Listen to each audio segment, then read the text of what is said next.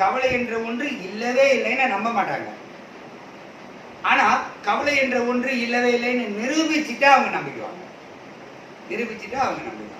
இதை நம்பினதுக்கு அப்புறமா நீங்க என்ன செய்யணும்னு கேட்டா, அதான் ப்ரூஃப் படிச்சுட்டோமே, அதான் புரிஞ்சிருச்சு, அது விட்டுடலாம் அப்படின்னு சொன்னீங்கன்னா அந்த ஞானத்தை நீங்க புரிஞ்சுக்கிட்டீங்கல்ல, ப்ரூஃபும் கொடுத்தாச்சுல்ல, அதையும் அக்செப்ட் பண்ணிட்டீங்கல்ல, அதனால அந்த ஞானத்தில் உறுதித்தன்மையோடு இருக்கணும். ஞானத்தில் உறுதித்தன்மை இருந்தால் மட்டும்தான் உனக்கு கவலை நீக்கும்.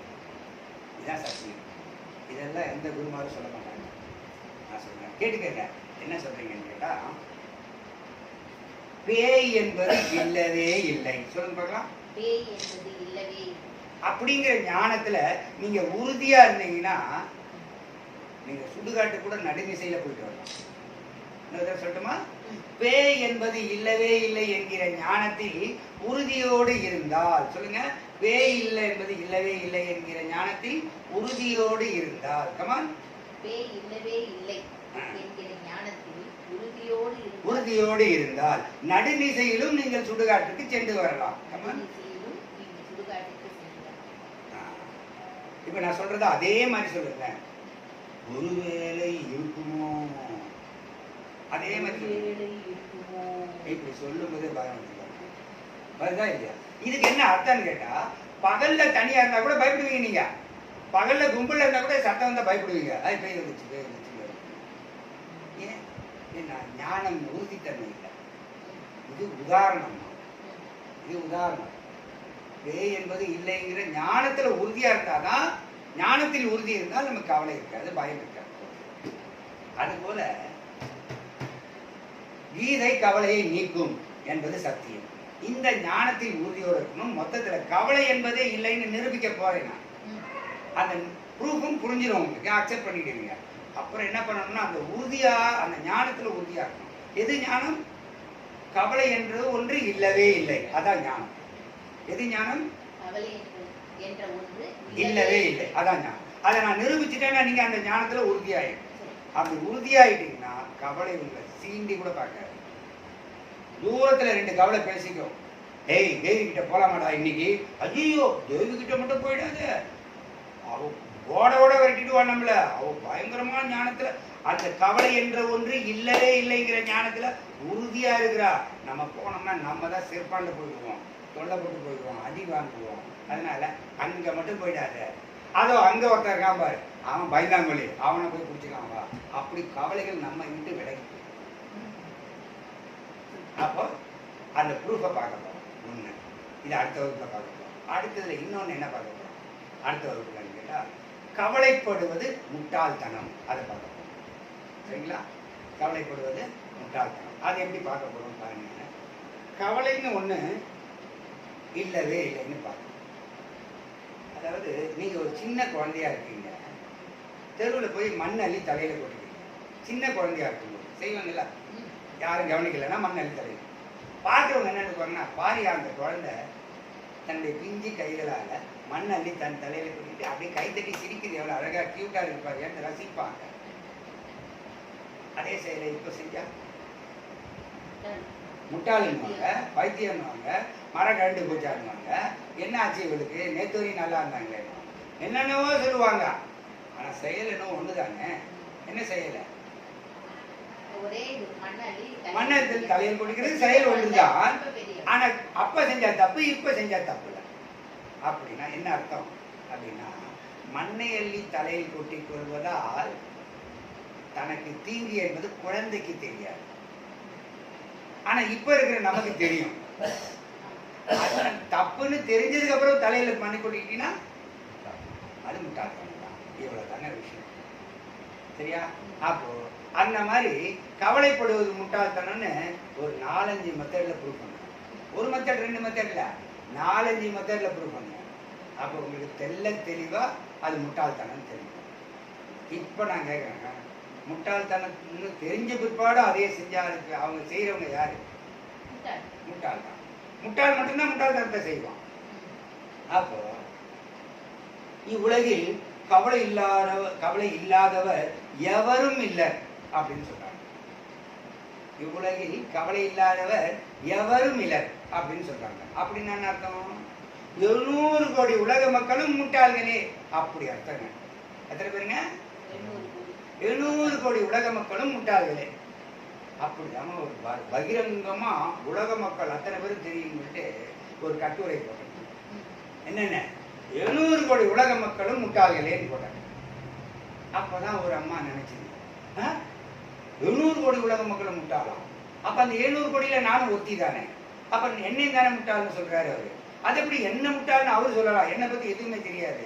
அப்ப என்னை பத்தி எதுவும் தெரியாது போது அவருக்கு, அவர் எப்படி என்ன முட்டாள்னு சொல்லலாம்? உடனே போன் அடிச்சாங்க. போன் அடிச்சுட்டு கேட்டாங்க, அது எப்படி 700 பேரும் முட்டாள்னு சொல்லலாம்?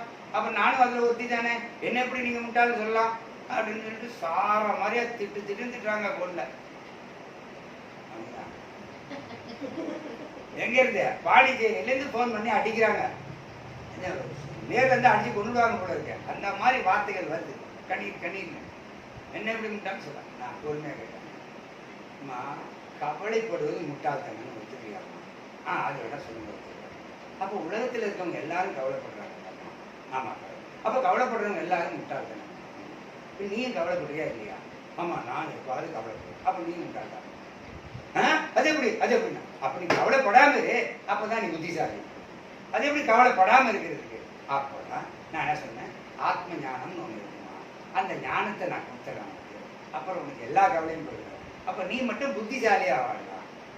உலக மக்கள் அத்தனை பேரும் கவலைப்படுறாங்களேன்னு சொல்லிட்டு நீயும் கவலைப்பட்டுட்டே வாழ போறியா, அல்லது நான் ஒருத்தியாவது புத்திசாலியா தரமா வாழ போறேன், கவலை இல்லாம வாழ போறேன்னு சொல்லிட்டு இருக்க போறியா அப்படின்னு கேட்டேன். கவலை இல்லாம வாழறேன். சரி அப்படின்னு சொல்லிட்டு ஞானத்தை கொடுத்தேன். தொலைபேசிலேயே ஞானத்தை கொடுத்தேன். ஒரு நாளைக்கு 1 மணி நேரம் சொல்லிட்டு 5 நாள் 5 வகுப்பு நடக்கும். ஆனா அவங்களுக்கு மட்டும் 7-8 வகுப்பு நடந்துருச்சு. அத்தனை கேள்வி கேட்டாங்க. சரி, எல்லா கேள்விக்கும் பதில் சொல்லி ஞானத்தை கொடுத்தேன். அதுக்கப்புறமா தான் உண்மை தன்மையை புரிஞ்சுக்கிட்டாங்க. அதுக்கப்புறம் தான் குரு மீது மதிப்பு வந்தது. முதல்ல நீங்களாவது அழுதுகிட்டே வகுப்புக்கு வந்து இப்ப சிரிக்கிறீங்க, அவங்க கோபத்தோடைய வகுப்புக்கு வந்து இப்ப சிரிச்ச முகத்தோட இருக்கிறாங்க. உங்களுக்கு அவங்களுக்கு அதான் வித்தியாசம். ஆக என்ன சொல்றேன்னா, நம்ம கிட்ட ஒரு நிறைவின்மை இருப்பதால உங்களுக்கு அழுகை வருது, அவங்களுக்கு கோபம் வருது. ரெண்டுமே கவலையின் வகையை சார்ந்தது. சரிங்களா? அப்ப எல்லாருக்குமே கவலைகள் உண்டு. அதுலேயும் குறிப்பா வயது ஆக ஆக ஆக கவலைகள் அதிகமாகும். வயது அதிகமாக அதிகமாக அதிகமாக கவலைகள் அதிகமாகும். அதனாலதான் குழந்தைங்கள்லாம் எப்பவுமே சிரிக்குதுங்க. குழந்தைங்களுக்குலாம் அதிகமா கவலையே கிடையாது. புரியுதுங்களா? அப்பா வேலையை விட்டு வந்தா கூட சரி, வேலையே போயிடுச்சுன்னு சொல்லி அப்பா வீட்டுக்கு வந்தா கூட குழந்தை ஆகாது, குழந்தைக்கு தெரியாது. அதனால நமக்கு விவரம் தெரியதான் நமக்கு கவலை அதிகமாகுது. அந்த விவரம் என்பது என்னன்னா தவறான அறிவுகள். அதனாலதான் கவலை வருது இல்லைங்களா? ஆக என்ன சொல்ல வரேன்னு கேட்டா, கவலைப்படுவது முட்டாள்தனம். அதை நல்லா புரிஞ்சுக்கணும். அப்ப அந்த முட்டாள்தனத்தை செய்யறவன் எல்லாரும் முட்டாள். நீ முட்டாள்தனம் பண்ணாது அப்படின்னு சொல்லுங்க. சரிங்களா? 700 கோடி உலக மக்களும் கவலைப்படுவது இருந்தாலும் கூட அவர்கள் எல்லோரும் முட்டாள்கள் தான். அவ்வளவு ஏன், இந்த ராக்கெட்டை கண்டுபிடிக்கிறவன் எவ்வளவு அறிவுள்ளவனா இருப்பான், அவனா இருந்தாலும் சரி, கவலைப்படுவது உண்மையாயிருந்தால் அவனும் முட்டாள்தான். சரி, இந்த இதயத்தையே ஒருத்தர் இதயத்தை தூக்கி இன்னொருத்தருக்கு வைக்கிறாங்க, உயிரை பழைக்க வைக்கிறாங்க. அவர் உயிரை பழைக்க வைக்கிறாங்க. அப்படிப்பட்ட டாக்டருக்கு எவ்வளவு அறிவு இருக்கும்? அப்படிப்பட்ட டாக்டர் கூட கவலைப்படுவது உண்மையாக இருந்தால் அவரும் முட்டாள்தான். புரியுதுங்களா? அதே சமயத்துல ஒரு பிச்சைக்காரன் ஆத்ம ஞானி, ஆத்ம ஞானத்தோடு இருப்பது போதுன்னு வாழ்ந்துட்டு இருக்கான். அவனுக்கு கவலை என்பதே இல்லை. அப்போ அவன் உலகிலேயே நம்பர் 1 புத்திசாலியா இருந்தான். அவன் அப்போ கவலை, அதனாலதான் இறைவன் என்ன சொல்ற, கவலை இல்லாதவனை தான் எனக்கு ரொம்ப பிடிக்கும் அப்படின்னு சொல்றாரு. அப்பதான் என்ன பண்ணுவேன் நீயே, நானும் கவலை இல்லாம மாறணும், நானும் கவலை இல்லாம மாறி அதுக்கப்புறம் நானும் ஞானத்தை அடையணும், நானும் ஞானத்தை அடைஞ்சு நான் கவலை. அப்போ கடவுள் உனக்கு நன்மை செய்யத்தான் அவர் இவ்வளவு சொல்றாரு. சரிங்களா? அதனால நாம கடைசியில நீங்க கேட்ட விஷயம் ஒன்று இருக்கு. நீங்க என்ன கேட்டீங்க, ஐயா நீங்க என்னத்தை வேணா சொல்லுங்க, அதெல்லாம் கேட்கும்போது இங்க நல்லா இருக்கு, இங்க கவலை இல்லாம இருக்கு. ஆனா இந்த பஸ் ஸ்டாண்டு போறேன், போற வழியில தடுக்கி விழுந்துட்டேன், உடனே எனக்கு கவலை வந்துடுதியா அப்படிங்கிறாங்க. டிக்கெட் எடுத்து கொடுக்குறேன், இதுக்கு டிக்கெட் எடுக்கிறதுக்கு காசு சில்லற இல்லைன்னு சொல்லி கண்டக்டர் இறங்கி விடுறாரு, உடனே கவலை வந்துடுதியா அப்படின்னு. வீட்டுக்கு போறேன், ஒரு பிரச்சனை, அது ஒரு கவலை வருது. அப்படி பார்த்தீங்கன்னா என்ன அர்த்தம்? ஐயா நீங்க இருக்கும்போது மட்டும் கவலை இல்லை, நீங்க இல்லாத அது சத்தியம்தான். நான் இருக்கும்போது உனக்கு கவலை இருக்காதுதான், நான் இல்லாத போது உனக்கு கவலை இருக்கும் தான். இது மாற்று கருத்தே இல்லை. இந்த நானுங்கிறது யார் தெரியுமா? ஞானம். இந்த ஞானத்தை நீ எடுத்துக்கிட்டு போயிட்டீங்கன்னா நீ எங்க போனாலும் கவலை இல்லாம இருக்கலாம்.